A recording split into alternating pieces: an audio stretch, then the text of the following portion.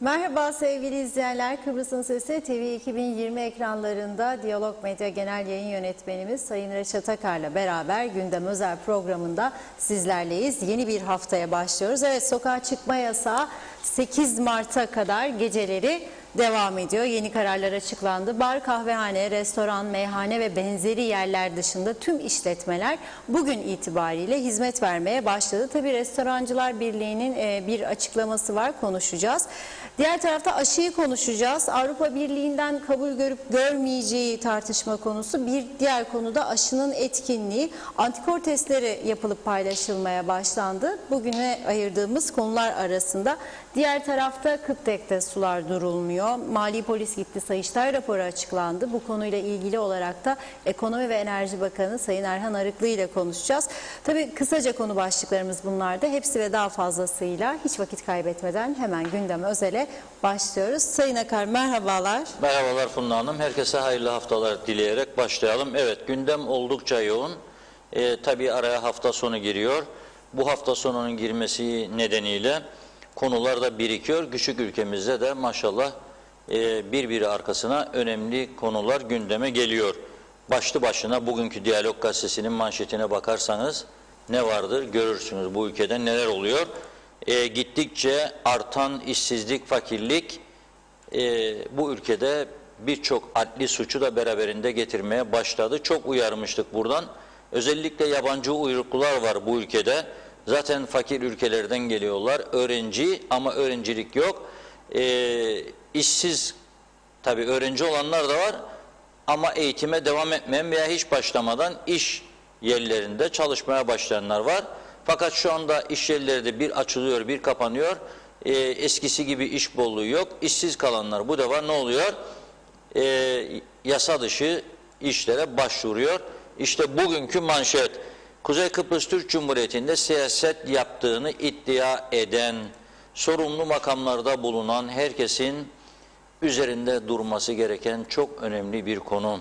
Gidiyorlar Lefkoşa'da bir eve 5 kişi, 3 kişinin kaldığı bir eve gidiyorlar. Ellerinde balta, ellerinde bıçaklar, ellerinde silahlar. Bu silahları nereden buluyorlar, nereden getiriyorlar? Ve içeriye kapıları kırıp giriyorlar. İçerideki 3 kişiyi bir güzelce darp ediyorlar. Öyle bir darp, televizyonu alıyor, kaldırıp başında parçalıyor. Paralarını alıyor ve kayboluyor. Hadi bakalım. Yıllarca polise istihdam yapmayan, polisin eksiklerini görmeyen ama herkese örtülü ödenek dağıtan eski ve yeni bütün siyasetçilere selam olsun diyorum buradan. Nasıl bu vicdanlarıyla baş başa kaldıklarında nasıl düşüneceklerini, nasıl kendi kendilerini yargılayacaklarını onlara bırakıyorum. Başka bir mahkemeye gerek yok. Kendi vicdanlarında yargılansınlar yeter. Kendi vicdanlarında yargılansınlar yeter diyorum buradan. O kadar uyarılar yapıldı. Bu pandemi süreci başladığında 8.000 dolayında gönderilmeye hazır, kendi elçilikleri buna hazır insanlar vardı. Uçak bulamamışlar, para yokmuşmuş uçak veya gemiye koysun da göndersinler. Ve bugün bu ülke bunlarla ciddi bir şekilde yüzleşiyor. Bunun daha da artması hiç de sürpriz olmayacak. Polisimiz ancak olay olduktan sonra bildiriliyor kendisine ve koşturuyor. Müthiş bir başarı var tabii. Yakalıyor. Ama ne olacak? Şimdi bu bahsettiğimiz insanlar ve hemen altında bir haber daha var. Varan 2. Bir başkası uyuşturucuya alışmış. Eczaneden reçeteyle satılan ilaçları hafta arası açık eczaneler alamıyor. Çünkü yeşil reçete istiyor. Aynı zamanda parası yok cebinde alsın. Uyuşturucu bağımlısı da gidiyor güpegündüz saatte, düşünün siz ne cesaret, kırıyor eczanenin camlarını, içeri giriyor, karıştırıyor, buluyor o istediği hapları, uyuşturucu tesiri olan hapları. Kasada da ne kadar para bulursa 260 TL alıyor ve gidiyor. Kameralar var tabii, polis kamera kayıtlarına bakıyor, sonra gidip bunu yakalıyor, tutukluyor. Ne olacak? Mahkemeye çıkarılıp mahkemede 3 gün 2 gün tutukluluk, sonra teminat şartları ortaya konacak. Kefaletini yatıran yine serbest dolaşacak. Bir başka gün başka bir eve girmeyecekleri bunların yine topuzlarla, yine silahlarla, yine bıçaklarla kim garanti edebilir bize bunu? Bunu göze alan insan serbest kaldıktan sonra ikincisini göze almaz mı acaba? Bunu iyice düşünmelerinde fayda vardır. Ben bunları Mart ayında pandemi başladıktan sonra defalarca buradan gündeme getirmiştim ve uyarmıştım. Hatta Sayın Cumhurbaşkanı Başbakan olduğu dönemde Ersin Tatar Bey buraya programa gelmişti. Ondan rica ettiğimi de kamuoyu önünde açıkladım. Onun da dönemin İçişleri Bakanı'na benim yanımda mikrofon açık bir şekilde ve Polis Genel Müdürü'ne, o dönemin Polis Genel Müdürü'ne geçtiğimiz yıl yani telefon açarak bu konudaki uyarılarımızı bir daha aktardığını ve bir şeyler yapılmasını istediğini aktarmıştım. Aradan bir yıl geçti, hiçbir şey olmadı. Ciddi tehlikeler kendini gösteriyor. Zaten ülkemizde işsizlik var, fakirlik var, iflaslar var. Bir de bu adli suçları kaldıracak durumumuz yok. İnsanımızın psikolojik durumu bunu kaldırmıyor. Ama ne yapmak lazım? Yetkilileri uyarmak lazım, siyasileri uyarmak lazım, onları harekete geçirmek lazım. Çünkü yetki onlarda, eğer bir karar alınacaksa o kararı onlar verecek. Ama maalesef bunu da yapmıyorlar. Şimdi bugün bütün dünyanın gündemine bir numaralı haber olarak düştü. Daha bu program başlamazdan bir saat önce. Nedir bu haber? Fransa eski Cumhurbaşkanı Nicolas Sarkozy'nin yolsuzluk suçlamasıyla ilgili davasının sonuçlanması. Telekulak davası deniyordu buna ve Fransa gibi bir ülkenin eski Cumhurbaşkanı 3 yıl hapislik cezası aldı bugün. Nedir o cezanın gerekçesi? Ben bunları sizlere aktaracağım. Sarkozy 2007 yılında Cumhurbaşkanlığı seçim kampanyası yürütmek için o zamanki Libya lideri Muammer Gaddafi'den yasa dışı mali destek sağlamış. Seçim kampanyasıyla ilgili Gaddafi'ye demiş ki, çünkü Fransa Libya üzerinde oldukça etkili bir ülke, seçim kampanyasında yardım isterim demiş ve ona yardım etmiş Gaddafi ve bu yardım çerçevesinde yargılandı. Gaddafi'nin 2011 yılında öldürülmesinden kısa bir süre önce verdiği bir demeçte Sarkozy demiş İçişleri Bakanı iken 2007'de bana geldi ve para istedi. Ben de kendisine verdim. Sayemde seçim kazandı demişti Gaddafi. 2019 yılında iş adamı Ziad Takideni 2006 sonlarında Libya'dan Sarkozy'ye 5 milyon euro götürdüğünü iddia etmişti. Ve 2013 yılında Sarkozy hakkında soruşturma başlamıştı. 5 yıl süren soruşturma sonrasında Sarkozy 21 Mart 2018'de Paris'te gözaltına alınmış. 30 saat süren gözaltı sürecinin ardından hakkında Cumhurbaşkanlığı seçim kampanyasına yasa dışı finansman sağladığı, yolsuzluk yaptığı ve Libya kamu fonlarını gizlediği iddiasıyla bu soruşturma başlatılmıştı. Ve sonunda mahkemede yargılandı. Kendisine 3 yıl hapislik cezası verildi. 1 yılı kesinleşmiş, 3 yıllık bir hapis cezası ve bu 1 yılı evinde kelepçeyle geçirmek için avukatları mahkemeye başvuracağını açıklamış. Şimdi bu haberi niye okuyorum? Bizden çok uzak. Bakınız, Fransa gibi bir ülkede bunlar oluyor. Bizde kaç tane yolsuzluk veya suistimal iddiası ortaya atıldı da bu küçücük ülkede, yani Fransa buluyor, Libya ile ilişkileri buluyor, bağlantıları buluyor, paraları buluyor ve kendi cumhurbaşkanını yargılayıp hapislik cezası verebiliyor. Bizim ülkemizde ise o kadar yolsuzluk, suistimal iddiası soruşturulmuyor bile. Yani insan demez mi, hiç olmazsa be arkadaş, yani en azından suçu yoksa o insanı da rahatlatalım. Suçsuz olduğu kanıtlansın. Suçu da varsa cezalansın ki geriden gelenler bir şey yapmasın. Bunun yolunu aşmamız gerekmez mi acaba? Gerekmez miydi bu kadar zaman bu ülkede? Şimdi bunun hiçbirini yerine getirmeyenlere ben bir vatandaş olarak nasıl güvenip de destek vereceğim? Nasıl onunla dayanışma içine gireceğim? Düşünelim hepimiz. Nasıl olacak bu iş? Hiçbirisi de çıkmadı mı be kardeşim bu ülkede desin ki nedir bu olanlar? Ey savcı, başsavcı gel bakalım buraya. Al dosyaları yürü arkadaş demesi gerekmez miydi? Olmadı. Kıbrıs Türk Hava Yolları yolsuzluğu için Meclis Araştırma Komitesi kuruldu. Sonuç 0'a 0, elde 0. Kooperatif Merkez Bankası birçok dava 0'a 0, elde 0. Başsavcı demiş ki mesele yok. Mesele olduğuna siz inanıyorsaydınız ki inanıyordunuz, vardı da, biliyorsunuz da, bunu tekrar oturup da dosyaların açılmasını sağlamalıydınız. Kuvvetlendirmeliydiniz elini başsavcının. Başsavcının elini kuvvetlendirmeliydiniz. Ne şekilde?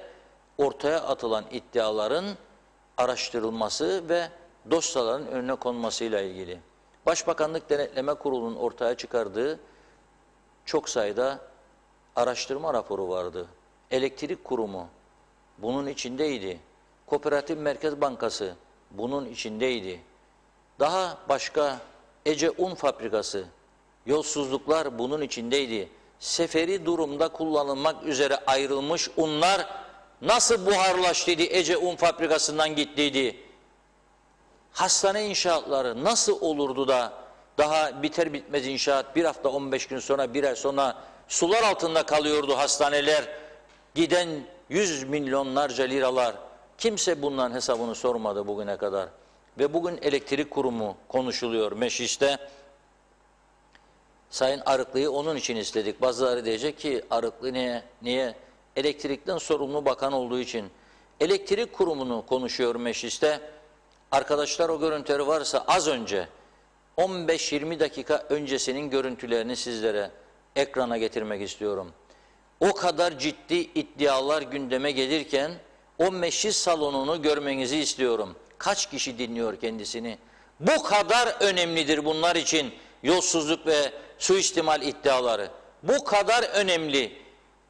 Mecliste çok önemli bir iddia ve Sayıştay'ın raporu var şimdi çıkan elektrik kurumuyla ilgili ve bugün Mali polis gidip baskın yapıyor elektrik kurumuna, birçok kişiyi sorguluyor ve orada elektrikten sorumlu bakanı hesaba çekmeleri gerekirken nedir kardeşim bu, bize izahat versen, sorumlu bakansın bugün neler oluyor bu elektrik kurumuna derken salonu terk ediyorlar, dışarı gidiyorlar, başka işleriyle meşgul arkadaşlar ve bu ülkeyi düzlüğe çıkaracaklarını söyleyenler.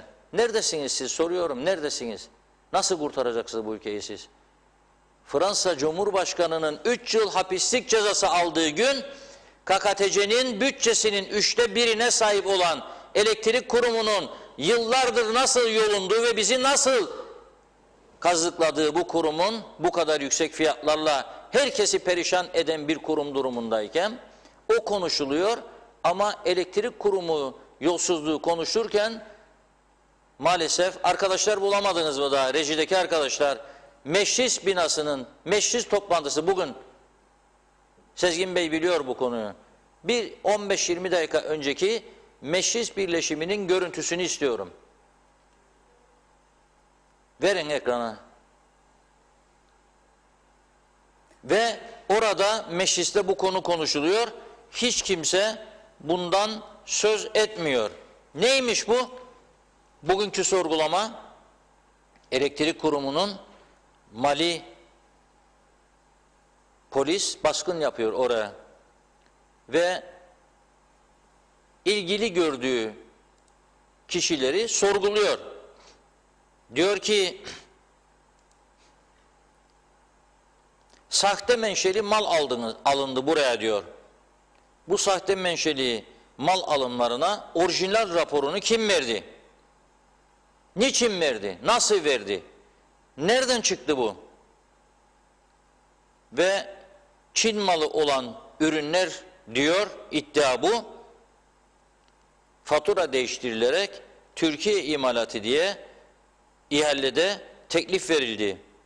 Firma ise KKTC'ye gelmiş Türkiye'den. Demiş ki benim burada böyle bir ürünüm yoktur.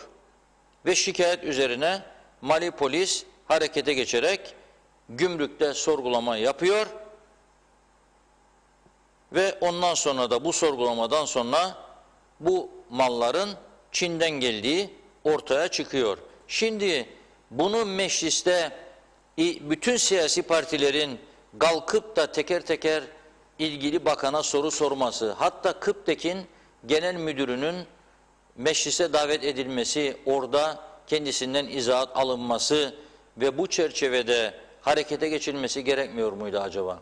Soruyorum. Meclis bunu neden yapmadı? Meclis bunu neden yapmıyor? Siyasi partilerin bu elektrik kurumunda dönenler konusunda kimlerle bağlantıları var? Bu siyasi partilerin üst düzeylerinde veya milletvekilleri arasında kimlerin bağlantıları var? Kimlerin bu işte ilişkileri var ki bastırılıyor bu iş? Eğer yoksa da neden geri duruluyor? Neden? Neden bu siyasi partiler geri duruyor bu işlerden? Neden soruşturmuyorlar küçücük ülkemizde? Ondan sonra seçim zamanı geldi mi yolsuzlukların üzerine gidecek, bilmem suistimalleri çözecek, devleti soyanlardan sizi kurtaracak, bilmem lap lap lap lap lap lap, hiçbir sonuç da yok ortada. Hiçbir sonuç da yok. Ve ondan sonra da parasız kaldık, maaşları ödeyemiyoruz. Ver elini Ankara, hadi ana doldur torbayı geri götürelim ve ödeyelim maaşları. Böyle bir siyaset oyuncu oynuyoruz kendi ülkemizde. Evet, bu arada telefon bağlantımız hazırmış. Ekonomi Erhan ve Arıklı Enerji Bey mi? Evet, Erhan Arıklı hattımızda. Merhabalar. Merhaba, iyi yayınlar diyorum Funda Hanım, Reşat Bey. Teşekkür Merhabalar ederiz. Sayın Bakan. Evet, şimdi az önce bizim arkadaşlar daha getiremiyor gündeme. Meclisin o görüntüsü biraz ağır tempoda yürüyoruz biz de galiba. Az önce sizi izledim ben. Hayretler içinde kaldım. Bu kadar büyük olayları dile getiriyorsunuz ama salon bomboş. 3-5 kişi var içeride. Nasıl oldu bu iş? Yani gerçekten ne siyasi partileri, ne yetkilileri, ne yargıyı, ne basını, yayını anlamakta o kadar zorlanıyorum ki. Yani birkaç tane arkadaştır basın yayında bu konuları gündeme getiren. Onun dışında kimse, herkes dut yemiş bülbül gibi görmemezlikten geliyor. 3 maymun oynuyorlar. Bugün Yani Reşat Beyciğim, Kuzey Kıbrıs Türk Cumhuriyeti'nin sizin de söylediğiniz gibi 1/3'lik bütçesine sahip devasa bir kuruluştan bahsediyoruz. Yıllardan beri 2-3 tane firma orayı adeta arpalık haline getirmiş, özelleştirmişler, bir sehem kurmuşlar kendi aralarında. Hangi ihaleyi kimin alacağı, kimlere ne kadar pay verileceği, işte paydaşlara nasıl dağıtım yapılacağını kendi aralarında konuşup anlaşıyorlar ve layüsel bir makam, layüsel bir kurum. Yani kimse oraya girip de hesap soramıyor. Hatta bir dönem hatırlarsan Sayıştay girmeye çalışmıştı ve eski Sayıştay Başkanı onları oraya koymamıştı. Sayıştay'ın bile giremediği, daha sonra girdikten sonra da 3-5 tane ciddi dosyanın bulunduğu bir yer. En son Sayıştay'ın raporu artık göz ardı edilemedi. Çünkü biz işin üzerine çok fazla şekilde gittik. Polisli, savcılığı ciddi şekilde tazik ettik ve neticede bugün o nitelikli dolandırıcılık diye nitelendirdiği savcılığın o nitelikli dolandırıcılığı araştırmak için Mali Polis kuruma geldi ve ilgilerini ifade sunuyor. Evet. Şimdi Sayın Bakan, şimdi konuyu anlaşılır hale getirmemiz gerekiyor. Bugün, önce ondan başlayalım. Mali Polis'in elektrik kurumuna gidip soruşturma ve araştırma yaptığı haberi doğru mudur? doğrudur. Neyi araştırıyor şu anda elektrik kurumuna Mali Polis? Sayıştay'ın bir nitelikli dolandırıcılık dediği bizim de yakından takip ettiğimiz bir dosyadır bu. Evet. İşte sizin bahsettiğiniz konu. Yani Sayıştay raporu üzerine. evet. Yani bir mal Çin'de yapılıyor. Türkiye'deki bir firmanın markası vuruluyor ve Türkiye'de yapıldı diye gümrükten ithal ediliyor ve kuruma veriliyor. Bununla ilgili Mali Polis Sayıştay'ın o raporuna istinaden ki o rapor çok önceden çıkmıştı. Nihayet harekete geçti ve hiç olmazsa bir konuda olsun adım atıldı. Çünkü 2010 yılından beri savcılığın bu tip Kıptek'teki yolsuzluklarla ilgili dosyalar var 4-5 tane. Hiçbir tanesi ileri götürülmedi. Veya hukuki olarak yapılabilecek herhangi bir şey bulunmadı. Çünkü ihaleyi yapanlar, o sehemi hazırlayanlar minareyi kılıfına uydurmuşlar. Evet. Ama Yani bu Sayaç ihalesinde olduğu gibi işte diyelim ki 30 avroya alınıyor, kuruma 128 avroya satılıyor. On binlerce sayaç. Hukuki olarak buna çok fazla suç bulmak zor. Çünkü ona göre şartnameyi hazırlamışlar. Kaça alıp almadığı önemli değil. Önemli olan kuruma bu sayacı satabilmek. Onu da yaptıkları için ahlaken sorun var ama hukuken bu tip şeylerde sorun yok. evet, siz bu Mali polis soruşturmasının sonuçlanabileceğine ve meselenin yargıya taşınabileceğine inanıyor musunuz? Ben bu makamda olduğum sürece sonuna kadar takip edeceğim. Yani Kıptek benim 3 yıldır üzerinde önemli durduğum bir kurum. Meclise araştırma önergesi verdim. Meclis komitesi kuruldu. Araştırma komitesi kuruldu. Kıptek'e 100'e yakın kişi davet ettik. İfadelerini aldık, görüşlerine başvurduk. Orada benim sorduğum soruları aldığımız cevaplar karşısında muhalefet milletvekilleri dahi küçük dillerini yuta yazdılar. Ve dehşete kapıldılar. İlk defa Kıptek gerçeğini, röntgenini orada çektik ve herkes gördü. O Sayıştay, o Meclis Araştırma Komitesi'nin raporu da bir türlü yayınlanamıyor nedense. Bir yayınlansa da bir görsek bakalım neler neler ortaya çıkacak. Evet, inşallah. Yani Kıptek dediğiniz gibi vurgunun harman olduğu bir yer. Ama maalesef ne siyasiler, ne basının büyük bir bölümü, ne kamuoyu bu konuda hassas değil. Milletvekillerine oradaki vurgunu açıklıyoruz. Herkes susuyor, 3 maymunu oynuyor. İşte salon belli. Siyasi Şu anda partiler- ekrana geldi salonun görüntüsü. Siz konuşuyorsunuz. Salonda kaç kişinin olduğunu görüyoruz burada. Ondan sonra Yani- ben hayret ediyorum bu duruma. Reşat Bey, normalde Kıptek'teki bu yolsuzluklar normal demokratik bir ülkede olsa birçok siyasi, birçok iş adamı ve birçok yetkili hapislerde çürürler. O kadar iddialısınız yani siz çünkü Aynen öyle. olayın boyutları Ama hakkında. maalesef burada işte Elsen diye bir sendika çıkıyor. Yolsuzlukların üzerine gittiğim için beni suçluyor. Veya açılan bir ihale hakkında karalama kampanyası yapıyor. Daha ihale neticelenmemiş. Kimlerin gireceği, kimin aldığı belli değil. Peşin peşin yargılıyor. Ve bu şekilde beni yıldırmaya, susturmaya çalışıyorlar. Ama dediğim gibi ben bu konuda son derece kararlıyım. Sonuna kadar bu işi götüreceğim. Evet, size kolaylıklar diliyoruz. Ben de bu Sayıştay'ın son raporunu, çok sayfalar dolusudur, sonuna kadar okuyacağım. Çünkü baktım öyle bu programa sığdırmam mümkün değil ama sonuna kadar okuyup eksik kalan yerlerimiz varsa onları tamamlamaya çalışacağım ben de. Sizden ricam bu konuyu gündemde tutun. Çünkü bu konuyu gündemine alabilen 3-5 cesaretli yayın organından bir tanesiniz. Peki, çok teşekkür ediyoruz Sayın teşekkür Arıklı. ediyorum. Sizlere Sağ olun. kolaylıklar diliyoruz. Sağ olun.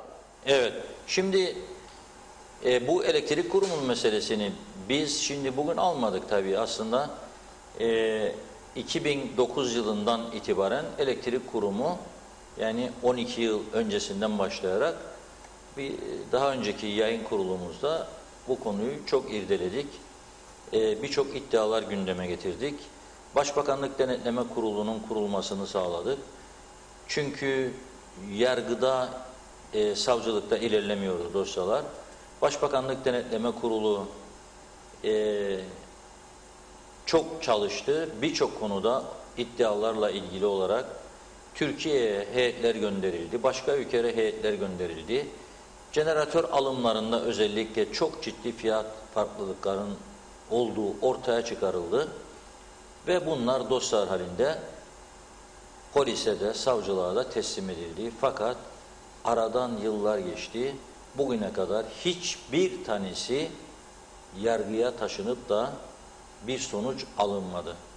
Bunu iyi değerlendirmek lazım. Nedir bu güç, engelleyen güç bu ülkede bunu? Bunu iyi değerlendirmek lazım. Nedir? Şimdi sınırda askerlerimiz vardır. Karşı taraftan düşman kuvvet geçemiyor. Asker bunu koruyor, bu bizim topraklarımızı. Peki bu işlerle uğraşanları kimler koruyor? Nedir bu önlerindeki zırhlı kalkan? Da ilerlemiyor. Ve bırakıyorlar bu işleri ortaya çıkaran insanları hedef seçerek onlara saldırıyorlar. Ve onları bırakmaya, küçük düşürmeye, etkisizleştirmeye çalışıyorlar. Bu ülke böyle mi temizlenecek acaba? Bu soruyu kendi kendimize sormamız lazım. Bakınız ben geçen Cuma günü burada böbreğini satışa çıkaran vatandaştan bahsettim.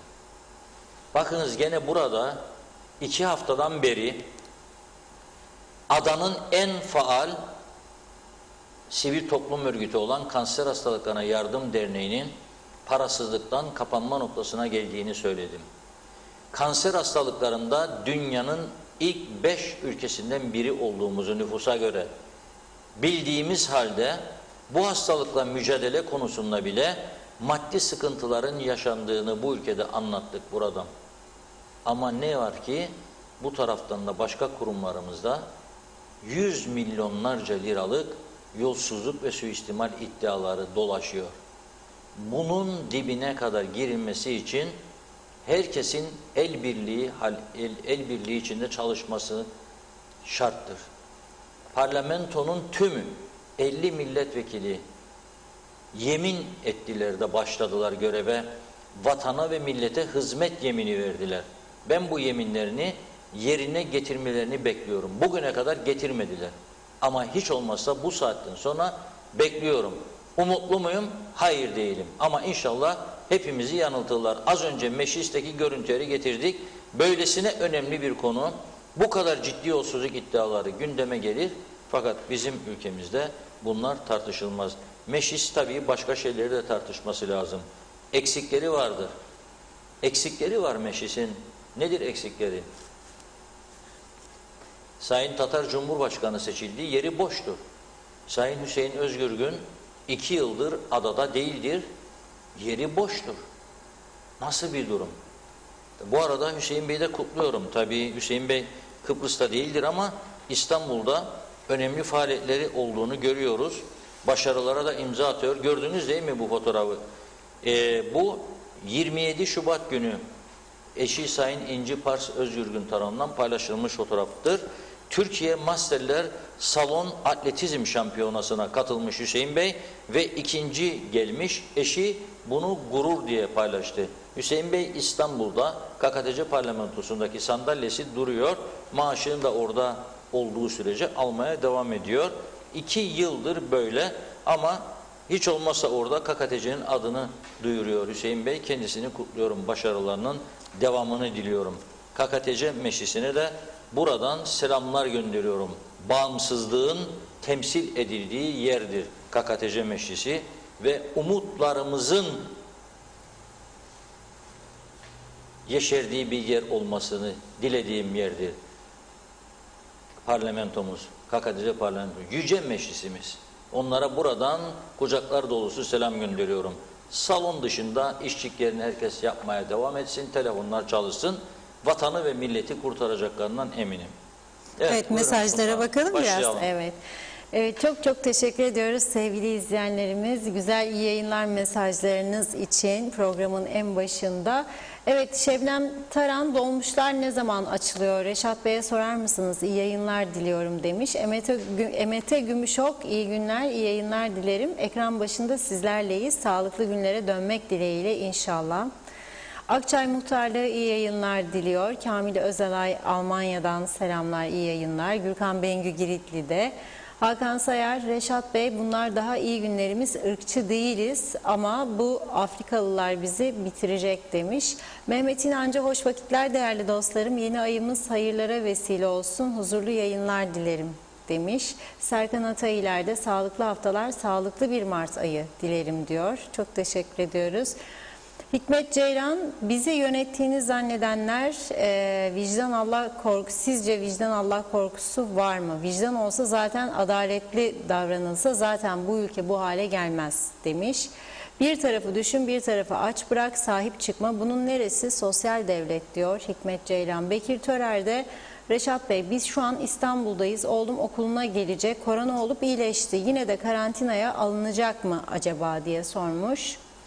Jimmy Moller ise, bu ülkede zararlı maddeler diyeyim, aynı cezalar verilirse daha çok vahşet yaşanır. Hollanda'da hapishaneler kapandı ama bizde avukat hem polis istemez, kanunlar güncellensin. Neden güncellenmez diye sormak istiyor herhalde Reşat abicim demiş. İsa Kalansa, yakında hastane dolmayacak, cezaevi dolacak diyor. Derin Ökçelen, iyi akşamlar, iyi yayınlar dilemiş bizlere. Meral Kavaz da kolay gelsin diyor. Sibel Serin, huzurlu ve sıhhat dolu bir Mart ayı ve iyi yayınlar diliyorum demiş. Çok teşekkür ediyoruz. Hüseyin Olgunay, bizim memleket Reşat Bey, fakire yargı var, çalan çırpan zengine yok. Hasan Çınar, selam Reşat Bey. Bu adanın en önemli sorunu sağlık. Sabah 6'da hastane önünde sıra bekleyen bu halkımızı kurtaracak bir siyasi parti yok mu diye soruyor. Hastane ve doktora ulaşmak bu kadar eziyetli olmasa gerek. Türkiye'de 182 ararsanız hangi hastaneye gideceksiniz? Saatiyle birlikte sıranızı alır gidersiniz. Hastaneye, doktora ve ilaca ulaşmak oturduğunuz yerde 182'yi aramak kadar kolaydır diyor. Evet, Hikmet Ceylan yine yazmış. Bu ülkede bakan bir şey dediği zaman sendika baş kaldırıyor. Tehdidin bini bin para. Hangi adaletten, hangi yolsuzluk araştırmasından bahsediyorsunuz? Daha hükümet sendikaya bile söz geçiremiyor. Kısacası hepsinin birbirine düzdüreceği var demiş. Nazime Nalbant, iyi akşamlar. Güzel yayınınızı sizlerle zevkle kaçırmadan izliyorum. Yeni haftamız ve Mart ayımız hayırlı olmasına duacıyım. İnşallah her şey iyi olur. Yeter ki önlemlere dikkat edelim. Yine haftada çok olaylar oluyor ve bizleri çok üzüyor. Bakın, olmayan olaylar olur. Nerede kaldı herkesin dükkanları kırılıp yağmacılık yapılıyor? Verin yüksek cezaları, bakalım yaparlar mı? Olan olur ve üstünü kaparlar mı? Üzgünüm demiş Nazime Hanım. Mehmet İnancı, 46 yılda çok yolsuzluklara haksız kazanç sağlayanlar bugün servetlerine servet kattılar. Elektrikte dönen dolaplar, kimse yargılanmıyor. Çok doğru söylüyorsunuz Reşat Bey demiş. Bravo Reşat Bey diyor. Bütün söylediklerinizin hepsi gerçek. Münise Rüştüoğlu, iyi yayınlar diliyor o da. Ben devlet dairesinin kantinini çalıştırırdım ve bugün çalışmadığımız günler, kapalı olduğumuz gün Şubat ayının kirasını ödedik. Bu nasıl bir adalet diye sormuş. Devlet alır kirayı diyor. Salih Yusuf'sa bu daha bir şey değil, devede kulak demiş. Hürrem de doğru Reşat Bey, bu yolsuzluk şimdi yazamam tam net çünkü dava açtım ama gelecek gün Reşat Bey size direkt yazacağım, bu konuyu anlatacağım diyor Hürrem de. Yılmaz Çakır alsa dinlemeyen vekillerin parmağı var bu işte, bu kadar da olmaz demiş. Serhan Kavas farklı bir konuya değinmiş. Yine bugün yollarda maskesiz ve mesafesiz gruplar halinde yürüyen bir sürü insan gördüm. Ayrıca bu civardaki ev ve apartmanlara ziyaret amaçlı gelen kişilerin araçlarından maskesiz olarak indiklerini gördüm. Ev ziyaretleri yasak değil mi? Ben öyle diye biliyorum. Bugün gördüklerim neticesinde bu hastalığın Mart ayı boyunca da devam edeceği düşüncesindeyim. Sizlere iyi yayınlar dilerim demiş. Yakup Karşılı, iyi yayınlar. Elektrik kurumunda vurgun var ama biz vatandaşlar olarak isim yok. Nasıl vurgundur bu demiş. Ümit Mustafa, Cumhuriyeti nasıl ciddi bir şekilde yönettikleri meclisin içinden bellidir. Bir kişi konuşuyor, diğerleri dışarıda, halkla dalga geçmeyin, maaşları kesilsin, meclise girmeyen milletvekillerinin. Halk battı, esnaf battı, güneyin emekçilerine yapmadığınız zulüm kalmadı. Geleceğe değil mezarlığa doğru yürüyoruz. Saygılarımla hayırlı yayınlar dilerim demiş. Sizleri seviyoruz. İzzet 46 yıl hangi kurumda hırsızlık yapıldı diyen bakanlar neyi çözdüler demiş. Necdet Mavigözlü de uzunca bir mesaj yazmış. Hızlıca aktarayım. İyi yayınlar diliyor. Ben daha önceki yorumlarda da bu Afrika kökenli insanlar için bir önlem alınmazsa bunlardan daha çok çekeceğiz diye yorum yapmış ve Reşat Bey'in televizyonunda bunları daha fazla gündeme getirmesini rica etmiştim. Ve işte yine her türlü pisliklerin altından bu insanlar çıkıyor. Bu insanların çoğu buraya okumaya gelmiyor. Çoğu da burada kaçak. Bunların talebelikleri ve memlekete bırakacakları para başlarından 1000 beytambal kalsın, tümünü memleketten göndersinler. Gerekirse kampanya yapılsın, para toplansın, bu insanları bir daha geri gelmemek şartıyla göndersinler. Böyle bir kampanya yapılırsa ben sigorta emeklisiyim ama 1000 TL vermeye hazırım. Yeter ki bu insanlar adadan gitsin, yoksa bugünleri de arayacağız demiş. Sedat Gökeli iyi yayınlar diliyor. Nazime Nalbant, ne yapılırsa o kişileri hiç ne ceza ne de üstüne gidiliyor. Bunları yapanlar yanına kalır. Bu yüzden kimsenin umru olmaz. Yapacağımız yolsuzlukların üstüne gideceğiz ama maalesef hiç üstüne giden yoktur. Onun için bu Kıbrıs'ım nasıl her yönden ayakta kalacak? Denetimsizlikte tabii de bu durumlarda battı. Günden güne daha da zorluklarla karşılaşıyor halkımızda. Bu zorlukları yaşıyorlar. Allah'ım korusun, durumlar çok kötüdür, saygılarımla demiş. Metin Maraşeli hoş vakitler, kolay gelsin, iyi yayınlar diliyor. Enver Taşer, adamsın Sayın Erhan Arıklı ama bir tek Erhan Arıklı ile olmaz. Artık bu konuda Kuzey Kıbrıs hükümetinin konusudur. Ortada bir suç varsa kimse, bu kişiler cezalandırılsın. Lütfen iyi yayınlar dilemiş. Ulus Barani de Erhan Arıklı'yı yayına almamızı eleştirmiş. Basın emekçisine saygısızca davrandı diyor. Canlı yayına almasaydınız yorumunda bulunmuş Ulus Barani. Mehmet Uluçaylı iyi akşamlar diliyor. Caner Şefik de iyi yayınlar dilemiş. Eren Çeto da. Güneş Yıldız, eskiden faturalarda tüketim miktarı, tüketim toplamı, maktu ücret, sokak aydınlatma bedeli şeklinde fatura detaylı olarak yazardı. Şimdi telefona bir mesaj, dönem fatura tutarı 300 lira, 500 lira, hiçbir şeyin detayı yok. Ne kadar kullanmışız, zam gelmiş mi? Yolsuzluğu çok rahat bir şekilde yapabilmek için yaptılar bunu zaten demiş izleyicimiz. Devletimiz de buna müsaade ediyor maalesef diyor. Kaya Kurtarıcıoğlu, Meryem Çiftçi iyi yayınlar dilemiş. Teşekkür ediyoruz. Aslı Çavdar, benim eşim güneyde çalışıyor. Yeni kurallara göre haftada bir olan PCR testleri 3 günde bir oldu. Cumartesi günü testini yaptırıp bugün işine gitti. Güney bizim testimizi kabul etmedi. Gidince orada da test yaptırdı. Güneyde yapılan test bizim tarafından kabul edilmediği için şimdi tekrar hastaneye gidip test yaptıracak. Saat 5 oluyor ve hala eve gelmedi. Testlerle uğraşıyor. Böyle adaletsizlik mi olur, anlamadım ben bu işi demiş Aslı Çavdar.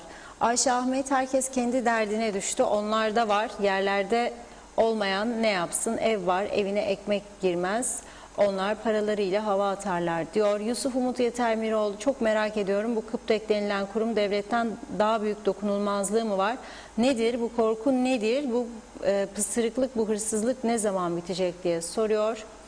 Hasan Kaya, Girne'den yazmış, sitelerinde su yoktu diyor. Nidai Güngör'e ulaştık, 6.50'de mesaj attı, suyunuz geldi mi diye. Keşke her belediye başkanı böyle olsa demiş. Mehmet Azerler, Sayıştay raporu nasıl isterse çıksın, bu yolsuzluğu yapanlar satış ve alım sözleşmesini öyle bir düzenlemişler ki araştırmayı yapan suçlu duruma düşer diyor.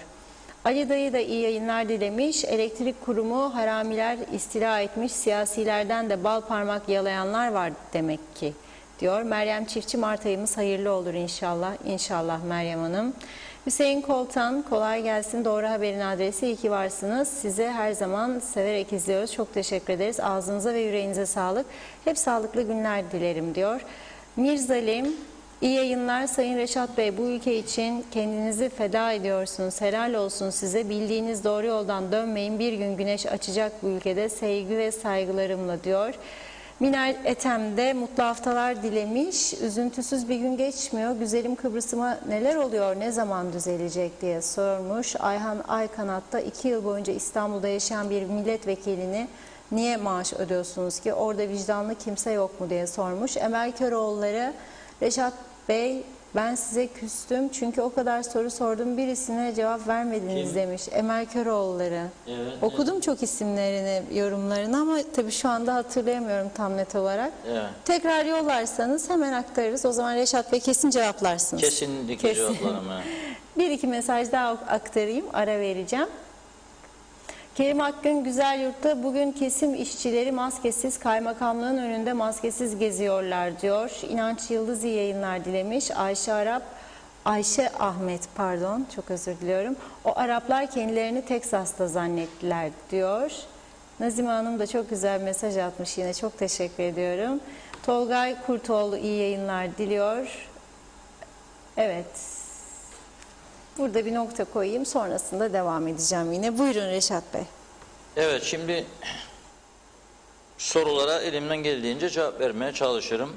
Ama herhalde atladık, bir dalgınlığımıza girdik. Kusura bakmasın arkadaş. Tekrar yazsın sorusunu. Bildiğimiz bir şeyse mutlaka cevaplandırmaya çalışırım. Şimdi biliyorsunuz Sağlık Üst Kurulu geçtiğimiz hafta Cuma günü programımızda burada yeni kararlar aldığını ve bunu Bakanlar Kurulu'na göndereceğini söylemiştik. Nitekim Bakanlar Kurulu Sağlık Üst Kurulu'nun aldığı kararları cumartesi günü oturup görüştü, değerlendirdi. Ve yine tabii tahmin ettiğimiz gibi çok uzun süre devam eden bir toplantı oldu bu.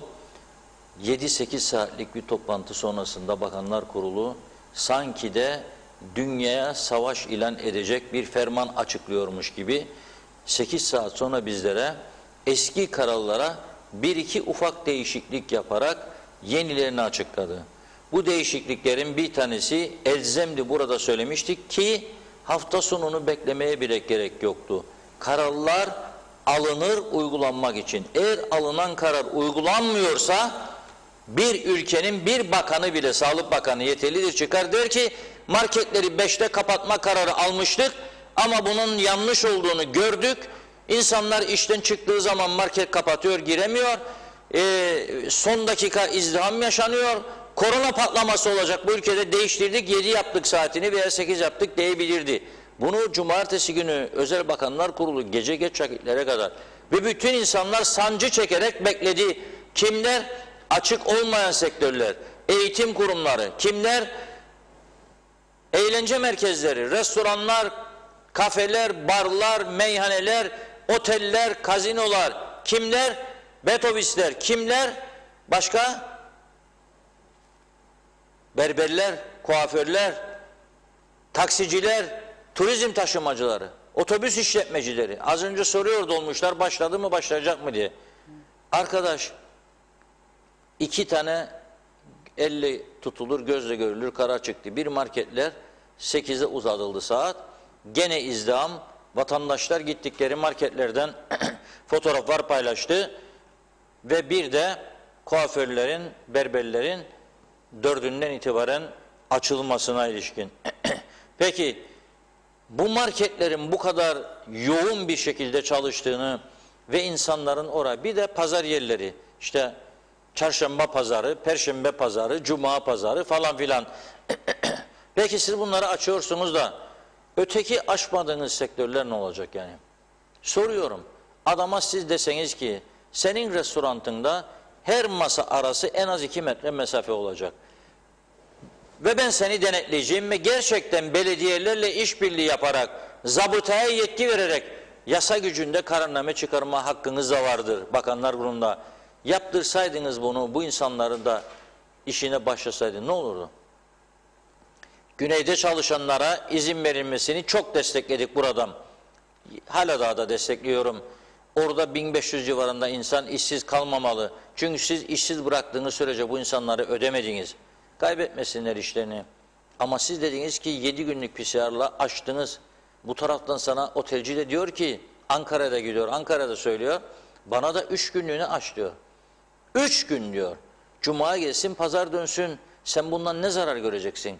Eğer hafta sonu 1000 kişi gelirse bu ülkeye kooperatifin, Pak Süt'ün 500 tane, 1000 tane fazla süt satması demektir haftada. Hellim satması, peynir satması, elde kalan patatesleri satması, seracın elinde kalan domatesleri, zepsleri satması demektir. Ne var? Al aşı kartını, Yap PCR'ını, 3 gün sonra da gönder gitsin. Geldiği yere ver sorumluluğu. Kapatırım seni de eğer bir pozitif vaka çıkarsa de. Sen sorumlusun de, göndereceğim de. Yap bunları. Hiçbir şey yapmadan sadece onu bunu düşünüp parti çevreciklerinden ne gelecek acaba, kurultaycığımız da var da sonra gene seçim de var diyerek bir ülke yönetilmez arkadaş. Mahvettiniz memleketi, yönetilmez. İşte bugün yaşanan bütün bu sıkıntıların temelinde ciddiyetsiz siyasi yaklaşımımız var. Ama iktidar da böyle, muhalefet de böyle. Muhalefetin eleştirilerine bakıyorum, o da diyemiyor. Ne açmıyorsunuz bu şartları koyarak, diyemiyor o da. O da 3-5 kişi eleştirecek diye, o oycukları kaybetmesin diye, sanki alacakmış gibi bir düşüncesi var diye. Bir ülke böyle batırılmaz ki. Yazık, günahtır. Bakın başlıyor. Beşli Konferans'ın resmi daveti geldi Sayın Tatar'a. 27 Nisan'da başlayacak. Hangi güçle katılacağız biz Cenevre'deki toplantıya? Ve daha o güne kadar acaba gücümüz kalacak mı? Kalmayacak. Bana göre kalmayacak. Çok daha güçsüz bir şekilde gideceğiz biz oraya. Eski gücümüzün yarısı da olmayacak oraya giderken. İşte zaten parçalanmış duruma geldik. Bizleri ayırdılar. Şimdi bakıyor lokantacı, meyhaneci, sen diyor marketleri açtın diyor, onlar 10 yılda kazanacağı parayı diyor, bugün dinleyeceğiz şimdi Restorancılar Birliği'nin açıklamasını, az sonra getireceğiz ekranlara. Sen diyor onlara 10 yılda kazanacağını 1 yılda kazandırdın diyor. Bizim de diyor 10 yılda kazandıklarımızı sildin süpürdün. Bakıyorum Nidai Saliş ağlıyor. Bankada 3-5 kuruş vardı, mevduat bozduk, hepsini yedik, bitti artık. Neyi yiyeceğiz diyor. Meyhanenin masalarını, sandalyelerini yiyecek değil. Kardeşim siz de bu kadar meyhane hastası mısınız ya? Ya bu ülke ada, turizm adası. Güneyi de böyle, kuzeyi de böyle. Seviyor. Al önlemlerini bırak. Bak görüyoruz marketlerde üst üste insanlar. Kimse rahatsız olmuyor bundan. Oradan korona gelmiyor. Peki açtığınız öğrenciler dediniz, karantina merkezleri dediniz. Kaç tane yurdu kontrol ediyorsunuz acaba, orada mı değil mi? Edebiliyor musunuz yurtları, gelenleri? Güneyi açtınız 7 gün, sonra düşürdünüz 3 gün dediniz. 3 gün turizmi de açın. Niye açmıyorsunuz? Çünkü öyle de böyle de işte oyda buydu da. Test yapacağız dediniz 5.000'den fazla, 6.000 dediniz. Dün 3.000 kusur test yaptınız. Nerede bu 6.000 test, niye yapılmıyor? Kit mi yok? Kitimiz mi yok? Aşı size burada 2-3 hafta geçti aradan. Biz daha önce Kızılay kampanyası sonrası dedi ki biz yokuz, artık başka kurumlarda ilgilensin kampanya. Ama ne dedik? İş adamları hevesli dedik. Bu insanlar yardım yapmak istiyor dedik. Sağlık Bakanlığı bize hesap numarası versin. Bu insanlarımızı yönlendirelim, o hesaplara para aksın dedik. Ve bu şekilde aşı talep edilsin dedik. Buradan iddia ediyorum, Avrupa Birliği temsilcisiyle görüşülseydi bugüne kadar, Türkiye zaten bize ana vatandır, yolluyor. Ama onun da ihtiyacı var. Eğer talep edilseydi doğrudan iki toplumlu sağlık komitesi aracılığıyla Rum tarafından, Rum tarafı sipariş verirken AstraZeneca, Pfizer, şu bu, biz de sipariş verseydik, paramız var burada deyip masaya koysaydık parayı, ne olurdu? İngiltere'den bir örnek vereceğim size ama biraz daha program ilerleyen vaktinde. Ama bu arada Çin aşısı, şimdi bir tartışmada o çıktı, bizim sağlık kuruluna tavsiyede bulunan sendikalarımız, sağlık sendikalarımız, bu Çin aşısı da tesir ederdi etmezdi de belli değildi daha canım, onun için turizmi düşünmeyin. Ve Sayın Başbakan da Nisan demişti, 1 Nisan, şimdi Mayıs'ta açabileceğimizi düşünüyoruz diyor. Kurultay vardır çünkü Haziran'da, o Mayıs'ta Haziran olacak, Haziran'da Temmuz olacak. Yaz güneşi çarpacak ama hepimizi bunun içinde. Haziran, Temmuz olduğunda burada acaba taş üstünde kalacak mı? O marketlere gidecek para da bulabilecek miyiz acaba, harcayacak? Bunu düşünen var mı acaba? Gerçekten merak ediyorum. Ama o Çin aşısı ne kadar tesir eder etmez konusuna bir kimyager arkadaşımız Sayın Metin Erduran bir paylaşım yaptı önceki gün. O paylaşımına baktım. izledim, sesinden bir video paylaştı. 26 Şubat günü ve şöyle diyor, tarihi ve güzel bir gün bizler için diyor. Umut aşıdadır diyor. Aşı, aşı, aşı. Aşıdan sonra bolca antikor. 5 dakikanızı ayırırsanız diyor, güzel şeyler paylaşmak isterim sizinle diyor. Paylaşıyoruz Metin Erduran'ın kendi sesinden. Herkese merhabalar. Yüzüm gülüyor. Yüzümün gülmesi için gerçekten somut nedenlerim var. Bu nedenleri sizlerle de paylaşmak istiyorum. Çünkü istiyorum ki sizin de birazcık olsun yüzünüz gülsün ve geleceğe daha umutla bakasınız. Gerçekten bugün aldığımız neticelerle Covid-19 salgınına yönelik olarak çok daha umutlu bir noktaya geldim. Niçin bu kanıya vardım? Bugün koronavirüs aşısı olarak üretilen, Çin'in ürettiği Sinovac aşısını yaptıktan tam 12 gün sonra antikor düzeylerimize baktık. Aslında 14 gün olması gerekirdi ama birazcık sabırsızlık ettim. Bir de görmek, denemek istedim bakalım 12. günde nedir durum. Aldığımız netice gerçekten çok memnuniyet vericidir arkadaşlar.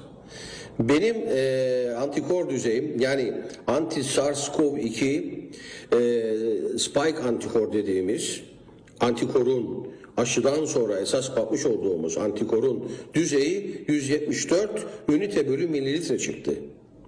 Düşünün, 0.8'in üzerindeki düzeyler için artık reaktif dediğimiz antikor başladı şeklinde yorumladığımız bir düzey bile memnuniyet verici iken benim düzeyim 174 çıktı. Asistanlarımın 250'nin üzerinde. Tabii onlar benden biraz daha genç oldukları için muhtemelen immün bağışıklık sistemleri birazcık daha erken reaksiyon veriyor. Sonuç olarak bütün asistanlarımın da, bizlerin de, oğlumun da yapmış olduğumuz antikor seviyeleri hakikaten çok güzel düzeyde. Bu da beni hakikaten çok mutlu etti. Ben bu mutluluğu gerçekten sizinle paylaşmak istedim. Çünkü eminim ki siz de bu korkunç salgının yaratmış olduğu bu mutsuz, bu korku dolu, endişe dolu ortamda böyle bir umut ışığı görmek istiyorsunuz. Bir ümit görmek istiyorsunuz. Artık o umut ışığı bence vardır arkadaşlar. Ben size bunu büyük bir samimiyetle söyleyebilirim. Tabii ki bizim aldığımız sonuçlar tek başına Sinovac aşısının artık dünyadaki genel kabulüyle ilgili bir netice değil ama en azından somut olarak biz bunu elde ettiğimiz için bu bize hakikaten bir mutluluk verdi, bir sevinç verdi ve ümit verdi. Hepsinden önemlisi. Ümit de biliyorsunuz insanın için çok önemli bir unsurdur. Niçin sizi bu konuda bilgilendirmeyeyim diye düşündüm. O yüzden paylaştım. Yüzümün gülmesinin ikinci nedeni de bugün 26 Şubat. Çok sevgili torunum Emir Metin'in doğum günü. İlk kez bir doğum günü yaşayacağız onunla. Tabii ki tören yapamıyoruz mevcut sebeplerden dolayı. Ancak torunumun artık 1 yaşını doldurmuş olması tabii ki bizler için, annesi babası için, hepimiz için inanılmaz bir mutluluk, inanılmaz bir keyif. Doyumsuz bir mutluluk bizim için. Bunları özellikle paylaşmak istedim. Tam da doğum gününe denk geldi o torunumun bu antikor neticeleri. Hava da çok güzel. Birazcık böyle optimist bir insanım ben. Her zaman geleceğe böyle ümitle bakmak isteyen bir insanım. Gerçekçiyim de ama yani kimseye böyle umut pompalamak, yersiz şeylere sokmak, beklentilere sokmak gibi bir düşüncem yoktur. Bir biyokimya uzmanı ve bu işin de içerisinde olan bir insan olarak diyorum ki size bir umut vardır. Yalnızca lütfen yetkililerimiz bir an önce, tabii onların da zorlukları var biliyorum ama yani aşıların yaygınlaşması mutlaka şart ki salgın bitebilsin. Yani elimizde bir silah var şu anda ama aşılar yaygınlaşmadan maalesef tam olarak bu istenilen düzeye bizi götürmez, salgını da bitirmez. O nedenle bir an önce aşının ülkemize çok yaygın bir şekilde gelmesini, hızlı bir şekilde aşılanmayı ümit ediyorum. Hepinize sağlık ve güzelliklerle dolu bir gelecek diliyorum. Hoşça kalın.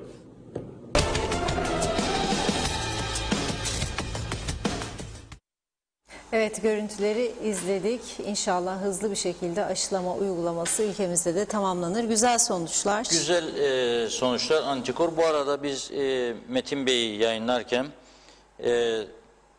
Doktor Firdevs Hanım'dan da gelen bir mesaj vardır. Miracle Hospital'da diyor aşı yapılan herkesin antikoru pozitiftir diyor.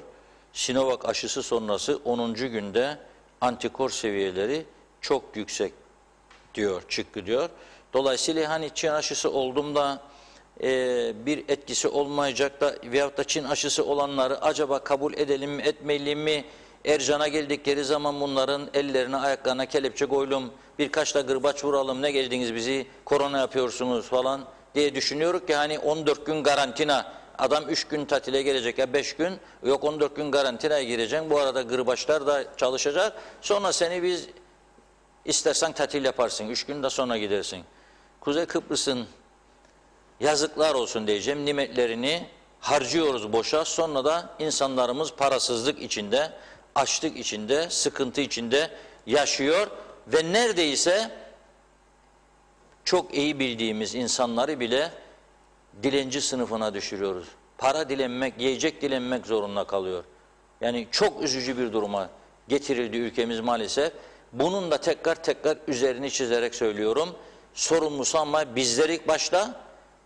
İşte kadro oradadır, seçilenler.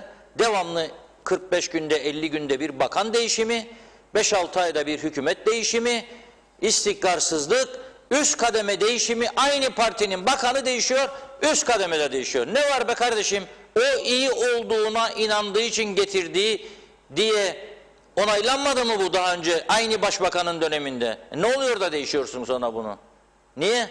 Ha o onun adamıydı, o onunla beraberdi, bu da benim olsun da bu da ben de buna söz verdiydim. Yok ya, bitirdiniz bu ülkeyi, artık yoktur bir şey. Makamlara saygı ne durumdadır onu da düşünelim. Yoktur, bu kadar ucuzlamaz bir ülkenin siyaseti, yönetimi.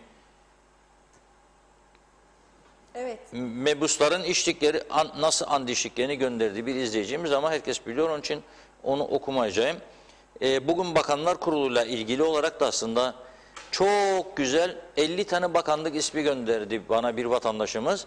Onu bugün çok yoğun olduğu için bıraktım, haftanın ilk gündür. Yarın kısmetse sizlere o izleyicimizin, o vatandaşımızın 50 tane bakanlık ismi gönderdiği isimleri buradan bir bir okuyacağım. Bakalım sizler ne diyeceksiniz buna? Birlikte göreceğiz. Yolumuz uzundur. Var ya, Aşık Veysel'in bir şarkısı, uzun ince bir yoldayım diyordu. Bir yerli sanatçımızdan bunun enstrümantal halini arkadaşlarımız hazırladı. Dinleyelim ama adını da lütfen ekrana getirin. Çünkü şu anda ben ismini unuttum bu vatandaşımızın. Az sonra açıklarım ismini de.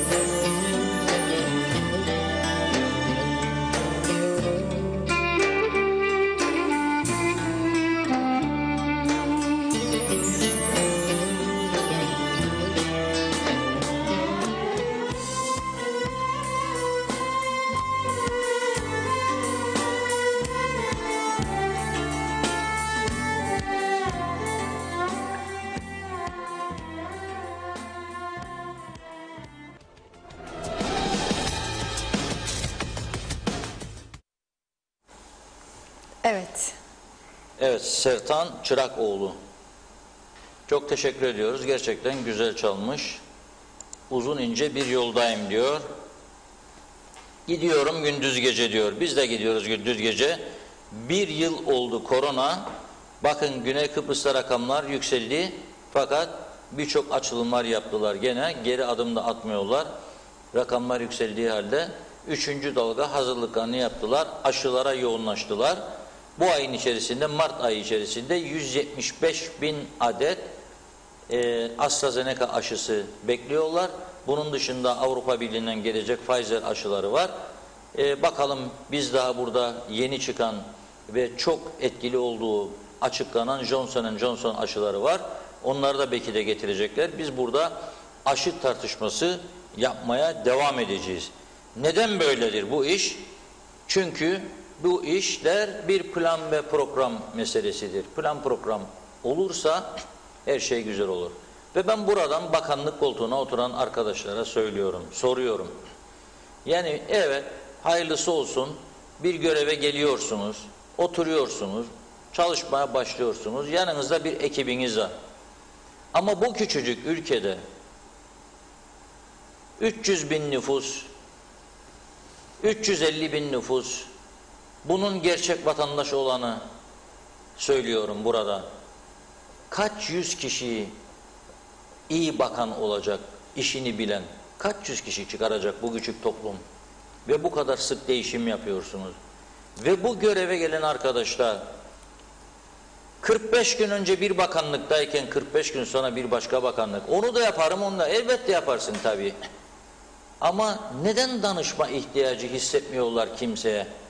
Neden dört duvar arasına girdikleri zaman en iyisini biz bilirik havasına giriyorlar? Ya o 45 gün sonra gene gidecek, gene değişeceksin. Gene orada da olmayacaksın. Belki bir daha siyasete giremeyeceksin diğerleri gibi. Nedir bu mesele be arkadaşım? Ne oluyorsunuz ya böyle? Ne oluyor? Neden hiç kimseye danışma ihtiyacı hissetmezsiniz? Dünyada söz sahibi olan iş adamlarımız var bu ülkede. Onlardan da mı yararlanmak ihtiyacınız yok? Evet biliyorum IQ yüksek herkeste bu ülkede. Ama hep bu ülke geri gidiyor. Bu yüksek IQ bize ters tesir yapmaya başladı. Bu herkesin üniversite mezunu olması, bir yerlerden bir beyaz kağıt alması bizi çok yanlış yerlere götürüyor. Biliyorum çok zeki, çok başarılıyız ama ortada sonuç yok. İyi sonuç yok yani. Başarısızlığın başarıları var ortada. Gittikçe dibe vuruyoruz. Olmaz bu, böyle bir şey olamaz. Böyle güzel bir ülkede, böyle bir yönetimle biz bir yerlere gidemeyiz. Lütfen kendimize gelelim. Ciddi kararlar alalım. Birileri bize kasıtlı saldırı yaptırıyor, bir yerden ne mesajlar veriyor diye onun etkisi altında kalarak hareket etmeyelim. Seçim kampanyama bana bu destek olduydu ya da olacağı diye düşünmeyelim. Sarkozy'ye bakalım işte diyorum. Kim bilir bir gün burada da bunların sorgulanıp sorgulanmayacağını? Kim bilir? Yani günü gelir sorgulanır. Ben çok iyi hatırlıyorum. 1981 yılına kadar bu ülkede hiçbir şey sorgulanmıyordu. Ama 1981'de buraya polisin bağlı olduğu bir güvenlik kuvvetleri komutanı geldi. Allah rahmet eylesin Kemal Yavuz Paşa'mıza. Öyle bir polis sorguladı ki onun döneminde, öyle dosyalar hazırlandı ki onun döneminde, öyle yolsuzluklar durduruldu ki onun döneminde, Gazi Mausa Limanı'ndan Asala'ya silah satışları durduruldu o dönemde. Bizim limanımızı kullanarak Türkiye'ye saldıran Asala terör örgütüne silahların Mausa'nın gittiğini hatırlayan kaç kişi var bu ülkede? Onlar durduruldu. Çok büyük kaçakçılık olayları durduruldu. Türkiye'de onlarca tıra el konuldu. Buradan giden. Çok ciddi sorgulamalar yapıldı. Bir gün bu ülkede bu Sarkozy benzeri sorgulamaların olmayacağını hiç kimse garanti edemez. Onun için diyorum, insanları birbirine düşürmek yerine birbirimizi severek, birbirimize destek olarak ancak ilerleyebiliriz.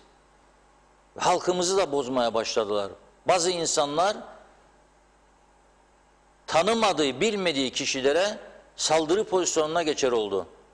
Ağır ifadeler, yanlış yorumlar, bunlar çok yanlış. Yazık, günahtır. Küçücük bir ülkede hepimiz birbirimizi görüyoruz. Hepimiz birbirimizi göreceğiz. Hepimizin birbirimize destek ihtiyacı var, yardımlaşma ihtiyacı var. Bunları bilelim. Ve bu aşı konusunda bu iş adamlarımızın 3 hafta 4 hafta önce ortaya çıkan bu heyecanından neden yararlanmadıklarını gerçekten anlamakta zorluk çekiyorum. Bakınız, dün cenaze töreni yapılan 2. Dünya Savaşı'na katılmış, 100 yaşında vefat eden, hayatını kaybeden bir İngiliz emekli yüzbaşısı vardır. 2. Dünya Savaşı'na katıldı ve 100 yaşını kutladı, 100. yaşını.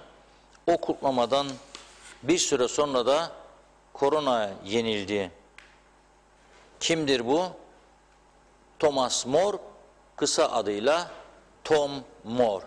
Tabii telif hakları çerçevesinde yayınlayamıyoruz uzun uzun görüntüler. Hele dünkü cenaze törenini gerçekten yayınlamak isterdim. Bir ibret belgesi, herkesin görüp de ibret alması, ders çıkarması açısından yayınlamadım.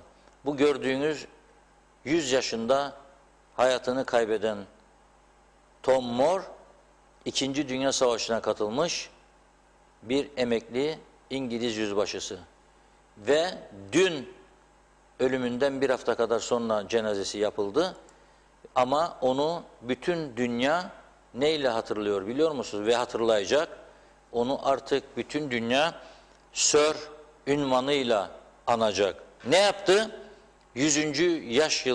yaş gününde 6 Nisan'dan 30 Nisan tarihine kadar geçen yıl bu adam, bu emekli İngiliz yüzbaşısı sırf İngiliz sağlık servislerine maddi destek sağlansın ve bu koronayla savaşta başarıya ulaşabilsinler diye, İngiltere'den söz ediyorum, tonlarca altın rezervleri olan bir ülkeden bahsediyorum. Dünyayı ekonomik olarak yöneten bir ülkeden bahsediyorum. 100 tur o haliyle bu şekilde 100 tur attıktan sonra bu süre zarfında işte 6 Nisan'dan 30 Nisan'a kadar İngiltere'de 32.8 milyon, 32 milyon 800 bin sterlin toplamış İngiliz sağlık servislerine. Ve Kraliçe Elizabeth bu durum üzerine ona Temmuz ayında şövalye unvanı vermişti. Hayatını kaybetti. Ona dün öyle bir tören yaptılar ki gerçekten gurur vericiydi. Ailesi de çok gururlandı. Askeri birlikler tarafından silah atışlarıyla, top atışlarıyla uğurlandı. Hava kuvvetlerine ait uçaklar da gösteri uçuşu yaptı. Bizim ülkemizde olsa, böyle birileri yetişseydi acaba da neler söylerdik, neler. Ne vardı canım da bu askeri törene, ne vardı canım da hava kuvvetleri uçacakmış, ne olduydu katıldıysaydı Cihan Harbi'ne. Şehitlerimizi unuttuk, Taşkent katliamını unuttuk. Devletin onlarca basından, propagandadan sorumlu kurumu var, beretesi var, takı var, berete 1, 2, 3 takı var, enformasyon var, tanıtma dairesi var, dışişleri dairesi var ve 29 ülkede temsilcilikleri var. Acaba biz bu kadar yılda bir Taşkent belgeselini bile, bir Atlılar Murat belgeselini bile, bir Erenköy mücadelesiyle ilgili belgeseli bile yaptıramadıysak, yapamadıysak, yapmayı bile düşünmediysek acaba nasıl bir ülke haline geldik? Daha kolay anlayabiliriz değil mi? Neden bu hallere geldik? Nasıl yönetildiğimizi çok daha iyi anlayabilecek duruma geldik mi acaba? Geldiysek toparlanacağız. Gelmediysek bu şekilde bir yerlere doğru gideceğiz demektir. Ama İngiliz'i boşuna göstermedim. Vefa duygusu, vefa çok önemlidir. Burada İngiliz halkı işte ölümünden önce 100 yaşında 32 milyon 800 bin sterlin topladığı için kendisini Sir unvanıyla uğurladı ve böyle bir tören yapıldı kendisine. O şarkı vardır, hani Zeki Müren de çok güzel söylüyor ama başkaları da çok güzel söylüyor. Vefa arıyorum diye bir şey var ya, bizim ülkemizde kalmayan bir şeyden söz ediyorum ben tabii. Var mı şarkısı? Böyle kısaca dinleyelim. Ferdi Özbeğen var mı? Yok. Arkadaşlar. Arıyorum, dost arıyorum, şefkat arıyorum, aşk, aşk arıyorum.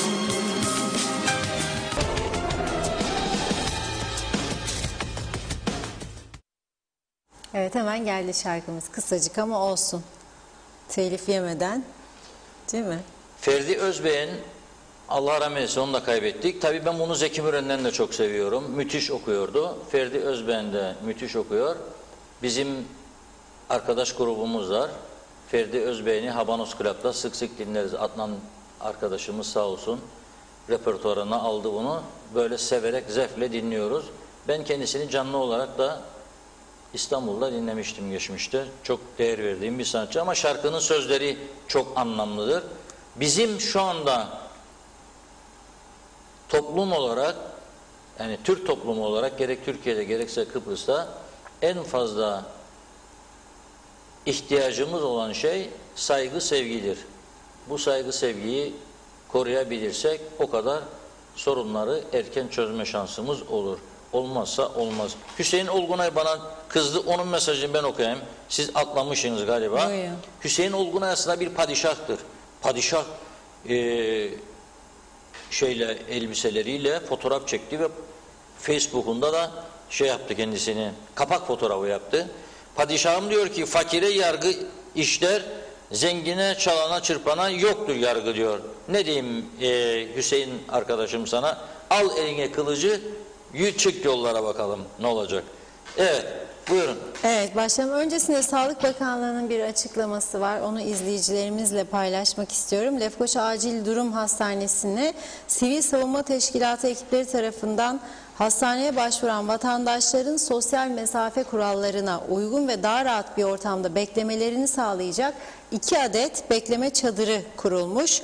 Vatandaşların dışarıda beklediği esnada oluşan kalabalığın önleneceği çadırlarda daha rahat bir ortamda bekleyecekleri oturma düzeni hazırlandı.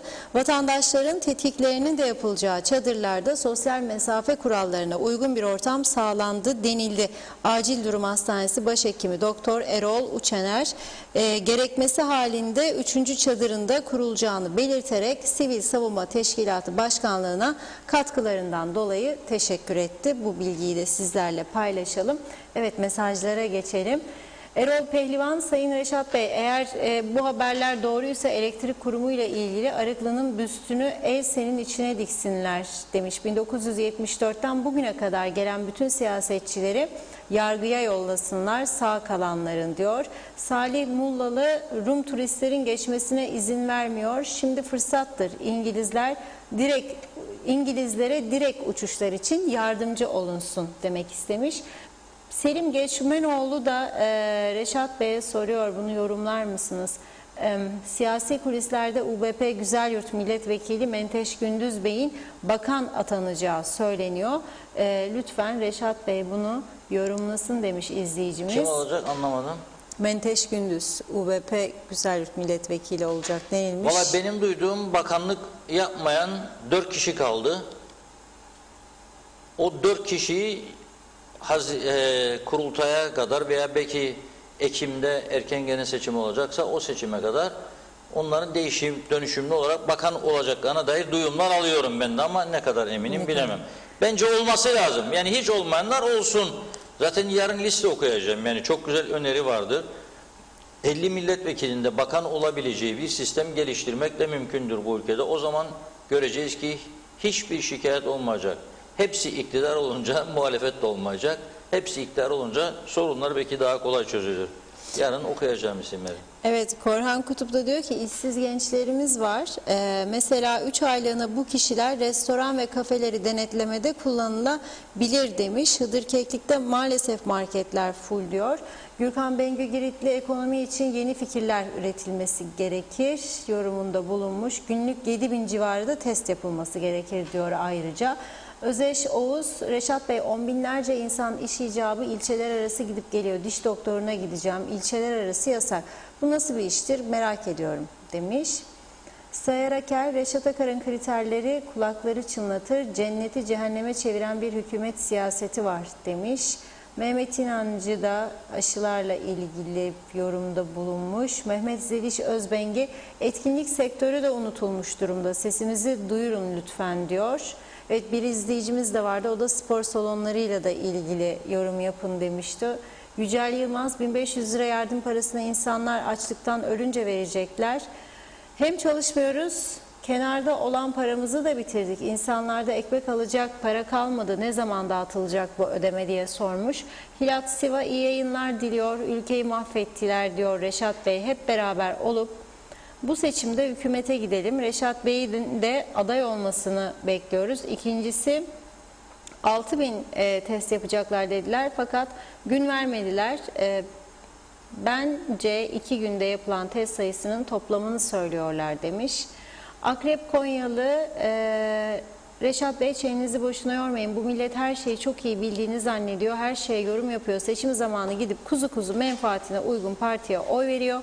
Hükümet 38.000 kamu çalışanını, 133.000 özel sektör çalışanlarına tercih etti. Madem öyle özel sektör çalışanları seçim zamanı sandığa gitmesinler, o zaman özel sektörde çalışanların kıymeti artar. Hodri meydan diyorum demiş. Kemal Tunca, her şey güzel Sayın Erdoğan, aşıyı olabilsek diyor. Mehmet İnancı, Reşat Bey sizi kutluyorum. Yıllardır bu yolsuzluk olaylarının yılmadan üzerine giden tek kişisiniz. Kuzey Kıbrıs'ın kurtuluşu sizsiniz demiş. Alev Gökaydın iyi yayınlar diliyor. Allah'ım hepimizin yardımcısı olsun inşallah. Bir taraftan hastalık, bir taraftan pahalılık ve işsizlik. Ali Yıldız, Reşat Bey, korona bulunan aşılarla hızlı şekilde gündemimizden kalkacağı yakındır. Küresel ısınma hiç kimsenin gündeminde değil. Daha kötüsü yolda, yetersiz beslenmeden ölümlerin gerçekleşebileceği söyleniyor gelecekte. Sayar Aker, aşılar karşılandırmaya anlayamadım Sayar Bey. Özür diliyorum. Mehmet İnancı yine yazmış, başkanlık sistemi kaçınılmazdır Sayın Akar, kolları sıvama zamanı geldi diyor. Uğur Erciyaz, helal olsun size Reşat Bey. Doğruyu konuşanı 9 köyden kovarlarmış demiş.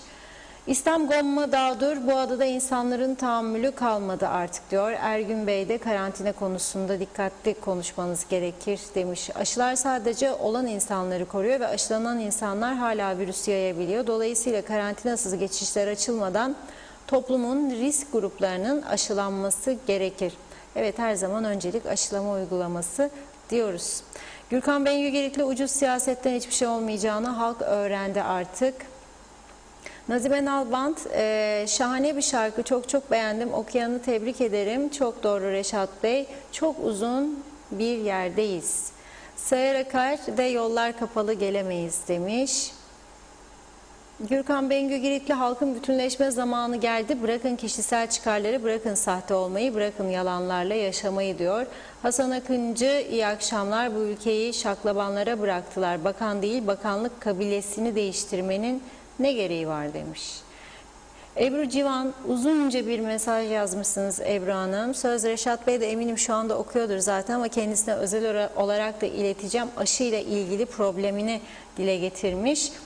Meribo İbom, lütfen okuyun Sayın Reşat Akar, hayırlı yayınlar. 3 gün önce altyazı olarak geçmiş olduğunuz Çin aşısı yapanlar İngiltere'ye giriş yapamayacaklar mı?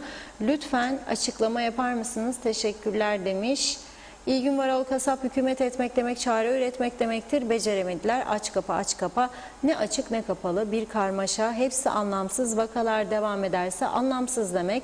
Antikor testlerini de yapacaklar mı diye soruyor.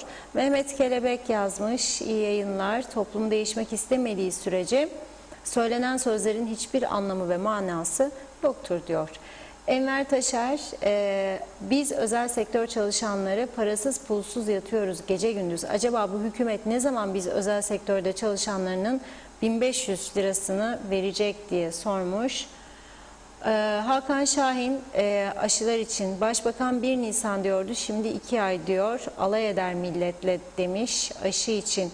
Hürrem Dede, Reşat Bey, ben haberlere her gün bakıyorum ve her gün uyuşturucu var, hırsızlık, başka haber yok. Acaba beni böyle haberler çok üzer demiş. Hepimiz üzüyor, emin olun. Cemal Tunçkaya da sevgili diyalog çalışanlarına ve Reşat abimize iyi yayınlar dilerim. Ben 46 yaşındayım. Her zaman sandıklara oy kullanmaya gittiğimde işe alınacağım diye gitmedim. Ülkem daha iyi bir yere gitsin diye gittim. Maalesef bu mantık bu memlekette devam ettiği sürece her şey bize müstahaktır. Üzgünüm, gerçekler bu. Sevgiler, saygılar demiş. Tema Yavaş iyi yayınlar diliyor. Reşat Bey, aşı yok. Siz bir kampanya daha başlatın. Aşı alınsın İngiltere'den. 20 milyon aşı yaptı Tom Moore için. Tüm bayraklar yarıya indi. Siz de bir kampanya yapın Reşat Bey demiş Tom Moore gibi. Mehmet Salih de iyi yayınlar diliyor. İlyas Genç, Reşat Bey, burada Kıbrıs gazisi her yıl oturma izniyle oturuyor. Siz vefadan bahsediyorsunuz bu hükümete.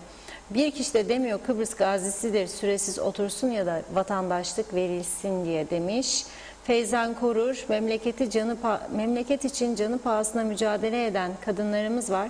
Bir kitabımda hayat hikayesi yazdım. Bırakın bizi, tüm dünyanın bilmesi gereken bir hikaye. Sorsanız niye yazdın diyenler çıkar ki çıktı diyor. Kıbrıs Türk Atatürkçü Gençlik Hareketi Genel Sekreteri Arın Taşarkan demiş ki İlhan İrem yazık oldu. Yarınlara.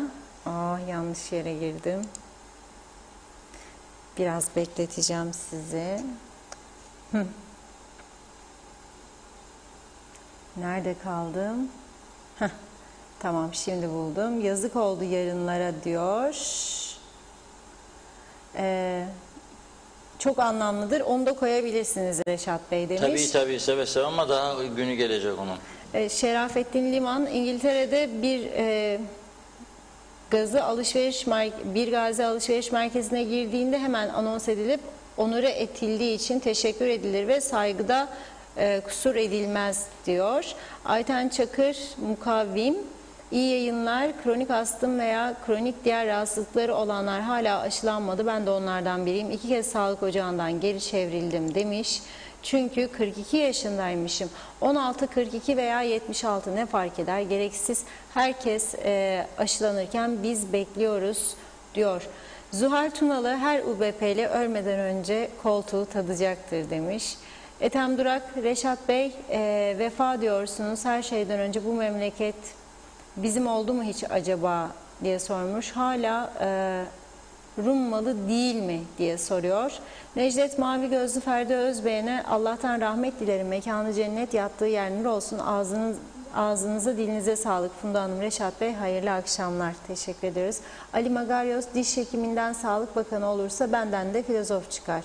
Geçsinler artık bu filmleri. Doktor Mustafa Kalfaoğlu'nu Sağlık Bakanı atasalardı. Bakalım ülkede sağlık problemi biter miydi, bitmez miydi? Herkes bildiği işi yapsın demiş. Yıldızay Uzunatıcı, öğrencilerin bursları Maliye Bakanlığı'na yattı dediler. Evet, ama daha öğrencilerin hesabına yatmadı. Lütfen bunu da dile getirin demiş. Cemaliye Akbaşak, ilçeler arası giriş çıkış izni almamız gerekiyor mu yine diye soruyor. Cumali Avşar, bizim testimiz de negatif. Hiçbir şeyden tat alamıyoruz bu ülkede demiş. Mevhibe Çörekçioğlu, iyi akşamlar, belki gündemimiz değil ama beni çok rahatsız ediyor bu görüntüler. Zenci kiracıların çamaşır kültürleri, kime şikayet edeyim bilemiyorum demiş Mevhibe Hanım. Özgün Şataf, iyi yayınlar diliyor. Aşılama olmadığı sürece ülkeyi açmak ne işe yarayacak diye sormuş. Şükriye Özgen Gaziantep'ten selamlar, iyi yayınlar dilemiş. Duygu Zengin Dipkarpaz'dan sevgiler. Sizi çok severek izliyoruz Reşat Bey diyor. Barış Turhan, iyi akşamlar demiş. Kendini gizleyen pozitiflere bir ceza gelecek mi? Kendini gizleyenler oldukça ne kadar başarılı olacaktır diyor. Evet, mesajların böylelikle sonuna geldim. Evet, şimdi bu Bugün restorancıların eylemi vardı. Onlar da sokağa çıktı. Paylaşımlarını da okudum. Şimdi o açıklamalarını kısaca vereceğiz ekranlara. Fakat şunu söylüyorum. Niye biz kampanya yapmıyoruz meselesi değil. Kampanya bu ülkede bir ara işte herkes aşı getireceğiz. Biz de çalışıyoruz. Biz de girdik. Öteki taraftan geliyor sesler. O da olmaz. Bu iş devletten devlete olan bir işti. Sağlık Bakanlığı sorumluluk alıp gelecekti. Ali Pilli Bey'e buradan çağrı yaptım. Kendisine telefonla açtım. Dedim ki bakın Sayın Bakan biz yanınızda olacağız. Karar verin. Araştırın. Fiyat alın. Türkiye'den yardım isteyin. Deyin ki Türkiye ey ana bize sen veriyorsun ama biz de istiyoruz. Bu çorbaya bir tuz da bizim katkımız olsun. Ana seni o zaman daha iyi anlar. Türkiye bizim adımıza başka ülkelerden de aşı, çünkü 400 bin rakam, 350 bin rakam büyük bir rakam değil Türkiye'nin talebi. Ama biz verelim parasını ve imkan da vardı. 50 bin TL'den başladı Günay Çerkez Bey. 100 de verim dedi, konuştu bizimle bağlandı. 150 de verim, 200 de verim. Çok iş adamı aradı beni. Mesajlar da attılar programa. Sağlık Bakanlığı bu işe girmedi. Neden girmedi bilmiyorum. Girmesi şartıdır. Bugün de öyle. Niyet varsa birçok sorunu çözmek mümkündür. Mesela bugün Dipkarpaz Belediye Başkanı bir arkadaşımızla Supi Bey'le konuştum. 120 tane tablet aldık verdik dedi öğrencilere. 120 tane. Çünkü neticede insanlar pirinci, şekeri, mercimeği bir yerden bulur, karnını doyurur. Öğrenciler okula gidemedi. Ders yapamaz durumda oldu. Bu tablete online ders için ihtiyaçları var. Nereden buldunuz diye sordum. Bana dedi ki bazı iş adamları ve İstanbul'dan belediyeden bir arkadaşımın da katkısıyla bu işi başardık dedi. Yani isterse bir insan çözüm yolu vardır. Ben buradan aslında ciddi mesajlar verdim. Son bir yıldır. Böyle şakayla karışık da söyledim. Dedim ki yani ben olsaydım dedim atlar uçağa giderdim Adana Belediye Başkanı'yla görüşürdüm. Antalya Belediye Başkanı'yla görüşürdüm. Antep'den görüşürdüm. Konya'dan dedim. Konya Belediye Başkanı buraya ayağımıza geldi. 2-3 defa Maraş için. Oraya bazı aletler getirdi, bir şeyler getirdi, bağışladı. Bisikletler, şunlar bunlar. Ya ben olsam, ey belediye başkanım geldin, nedir benim Mausa'nın Lefkoşa arası? 60 kilometre. Eksik korkuluklarım var. 30 kilometresi eksiktir. Orta refüjde koruyucu bariyerler yoktur. Yap bana bir iyilik. Ey Konya'm deseydi birisi bugün o yol kapanmış idi, biterdi. Bunu istemesini bile bilmiyoruz. İstemesini bile bilmiyoruz. Bilmiyoruz. Çaresizlik içinde ne yapalım? Allah da bakalım da versin de bakalım. Çünkü her meselenin arkasında acaba ben ne kazanırım ne kaybederim düşüncesi vardır. Acaba ben onu ona verirsem de buradan birine vermem bu işi yapsın bana nasıl zararı olur düşüncesi vardır. Bu şekilde de bir yere varmak mümkün değil. Onun için umutsuzum. Yani umutlu olmak istiyorum ve tekrar ediyorum. İstek olursa çare vardır. Üretebiliriz. Bakın söylüyorum.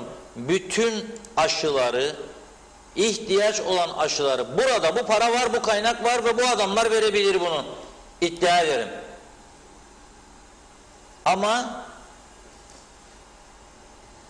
biraz önce bahsettim. Tom Moore gibi, 100 yaşındaki adam gibi cesaretli birine ihtiyacı var. Bir, iki, onu takdir edecek bir yönetime ihtiyacı var. Bak kraliçe kendisini ölmezden önce şövalye unvanıyla taltif etmiş. Kendisine korkunç bir cenaze töreni düzenlemiş öldükten sonra da. Bir, cesaretli insana ihtiyacımız var. İki, o cesaretli insanları koruyacak, onları mutlu edecek, onları saldırılardan koruyacak bir yönetim anlayışına ihtiyacımız var. Bunu yapamıyoruz maalesef. Bu da çok ciddi bir sorundur. Restorancılar Birliği'nin bugünkü eylem uyarısını verelim de programı öyle tamamlayalım bugün. Madem ki her yer açılabiliyor, Açık alanlarda sakınca yoktur açılma için. Biz de bu talebimizi iletiyoruz. Eğer bu talebimiz yerine gelmezse de biz Restorancılar Birliği olarak üyelerimizin tümüne çağrı yapıyoruz. Yapacağız bugün öğlenden sonra da 8 Mart'ta PCR testlerimizi başta olmak üzere yapıp tüm kuralları uyarak mekanlarımızı açıyoruz. Eğer Sağlık Üst Kurulu'nun varsa yeni talepleri, yeni kuralları onları da ekleyerek biz dediğimiz gibi Perşembe günü 4 Mart'ta açmak istiyoruz.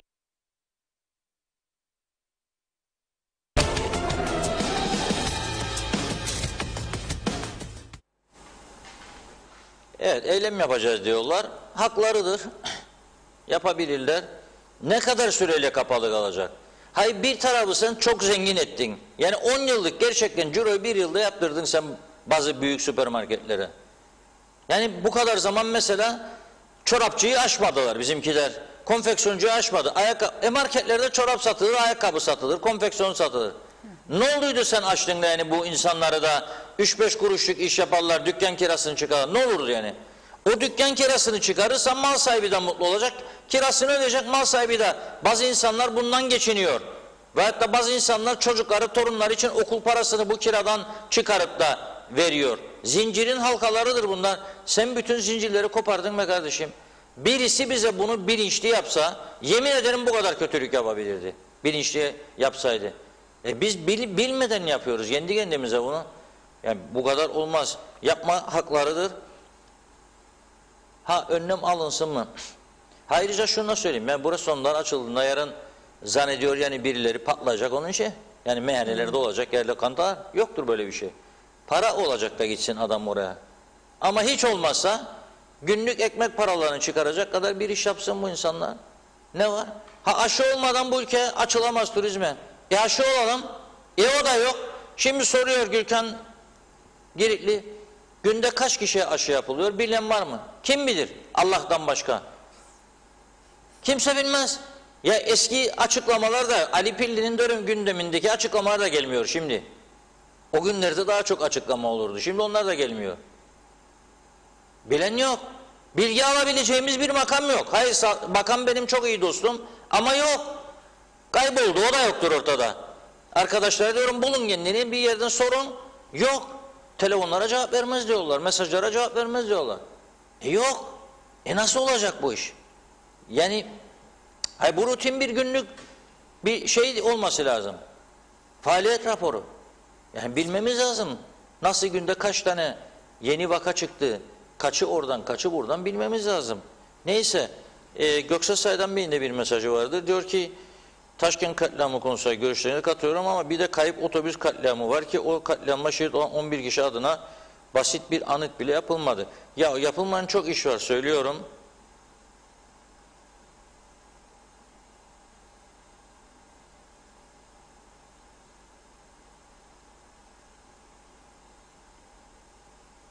Birisi bana diyor Türkiye'nin belediyelerine mi kalalım diyor. Evet kalalım diyorum ben de sana. Evet Türkiye'nin belediyelerine kalalım. Çünkü burada çaresizlik icraatları var, çaresizlik senaryoları var. Evet Türkiye'nin belediyelerinden yardım istersek Türkiye bize yardımcı olur. Sorunları kısa vadede çözeriz. Türkiye büyük bir ülkedir. Onların belediyeleri, biz bir mahallesi bile değiliz o belediyelerin. Evet, çözmek için her türlü çareye başvur. Nasıl Avrupa Birliği'nden aşı istiyoruz, çözelim. Nasıl Türkiye'den aşı istiyoruz? Belediyeden yardım istemek de bir çözüm şeklidir. 28 tane belediyeyi 6'ya 7'ye düşürme becerisini madem ki gösteremedik ve madem ki belediyelerin büyük bir çoğunluğu batakta, ne olacak? Biz neyin içinde yaşayacağız? Can korkusuyla mı yaşayacağız? Ortada koruyucu bariyerler olmayacak yollardan, yolun bir tarafından diğer tarafına geçecek arabalar öldürecek. Böyle mi yaşayacağız biz? Evet, bazı görüşler herkes beğenmek zorunda değildir. Ama iyi düşünmek lazım. İhtiyacımız varsa evet, parayı alıyoruz, maaşları ödüyoruz. Almayalım mı parayı? Maaşları ödemek için Türkiye'den. Bizim ürettiğimiz, başardığımız kaç şey vardır acaba? Bunları da konuşalım. Ne üretiyoruz, ne satıyoruz, kaça satıyoruz, kaç para alıyoruz, nerede başarılıyız? Onları da konuşalım. Evet, benim bugünlük aktaracaklarım bu kadar. Funda Hanım, ağzınıza yarın sağlık. Yeniden birlikte olmak umuduyla diyelim. Çok teşekkür ediyoruz. Evet sevgili izleyenler, Gündem Özel'in bugünlük de sonuna geldik. Reşat Bey'in de söylediği gibi yarın yeniden görüşmek üzere diyelim. Sağlıkla kalın. İyi akşamlar.